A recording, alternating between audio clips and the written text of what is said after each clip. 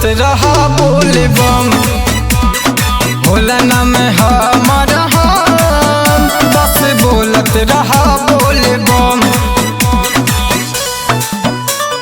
बोलत रहा बोले, बोलत रहा बोले।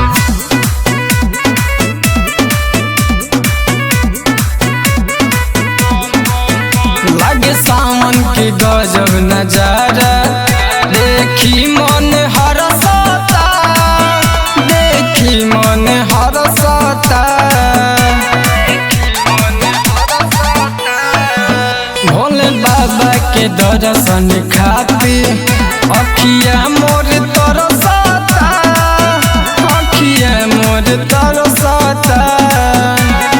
कांवर लेके नाचा छम छम, बस बोलत रहा बोले बम,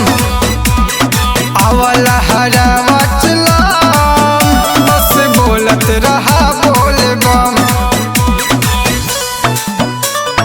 बोलत रहा बोले, बोलत रहा बोले।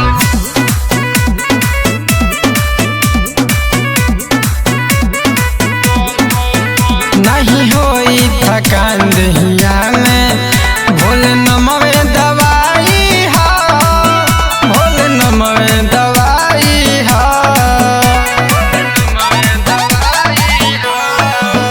ए लाडू सुरीला गजब, ई पहाड़ के चढ़ाई हा, ई पहाड़ के चढ़ाई हा, बड़े बाबा सहारा हरदम, बस बोलत रहा बोले बम, आवला हरावा चिलाम, बस बोलत रहा बोले